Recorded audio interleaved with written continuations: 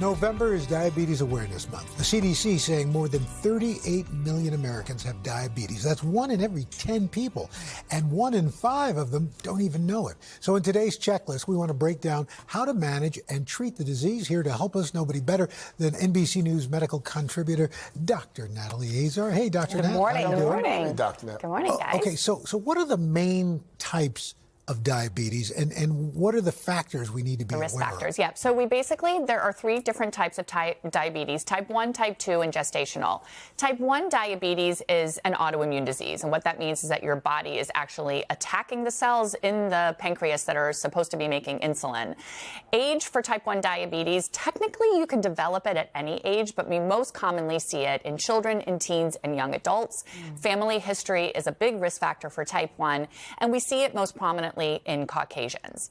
Type 2 diabetes, on the other hand, is related to something called what we call insulin resistance, which means that your pancreas is making insulin, but your body doesn't know how to use it appropriately.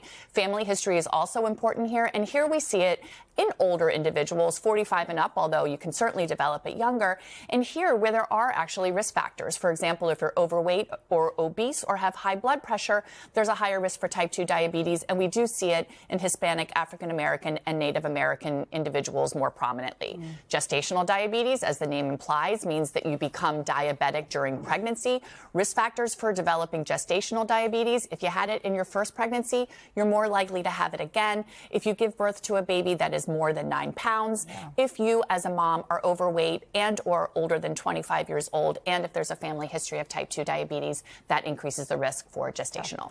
Forgive my ignorance on this, and this may be a dumb question, but if you have gestational diabetes after the birth of the baby, you're okay? Good so it can go away after pregnancy, but it does increase the risk for sustained and having type 2 diabetes later on in life, actually, Craig. That's not a stupid question at all. Common symptoms that folks who are watching or listening should be able to look out for. Okay. So some of the symptoms of diabetes are common to both type 1 and type 2. For example, increased thirst, increased hunger, going to the bathroom more frequently, having profound fatigue, blurry vision, poor wound healing.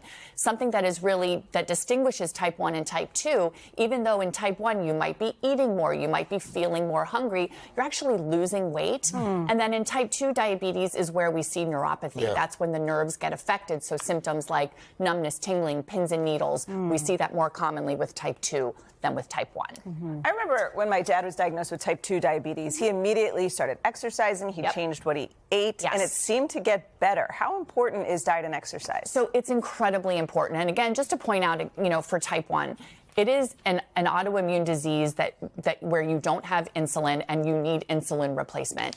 In type 2 diabetes, you can make big strides with meals and with diet and with exercise. Yes, often you need medication and occasionally you even need insulin. But meal planning is especially important. So you're planning out your meals throughout the day. You know exactly how many carbohydrates you're going to have. Nutrition apps, like this is where technology has just changed the landscape for individuals with diabetes.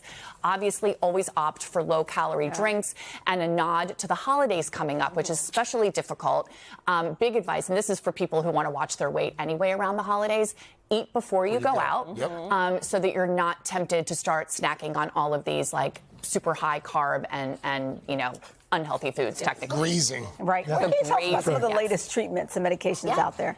So we were just talking about this actually before the segment. So what are called CGMs, continuous glucose monitors, and insulin pumps have just changed lives for individuals with diabetes. What does that mean? It means you have wearable devices that are measuring your sugars throughout the day, and with an insulin pump, they're basically integrated so that your insulin pump is delivering insulin at the rate that you need it based on your sugar, because your sugar goes up and down. And you don't have to, can you, I'm going to say fix it in and forget it, but do you know what I mean? Like, do you have to constantly?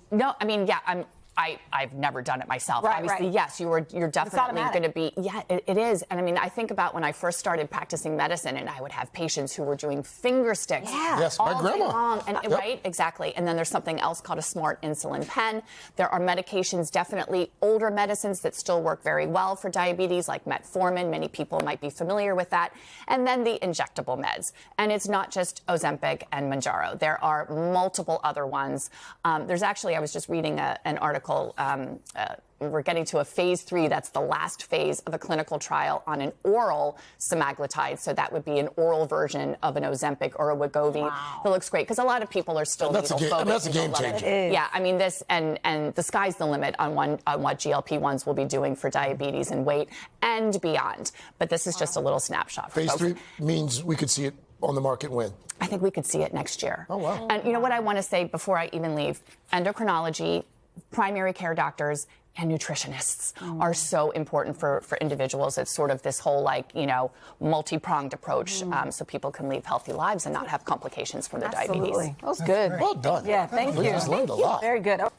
Hey, thanks for watching. Don't miss the Today Show every weekday at 11 a.m. Eastern, 8 Pacific on our streaming channel, Today All Day. To watch, head to today.com/allday or click the link right here.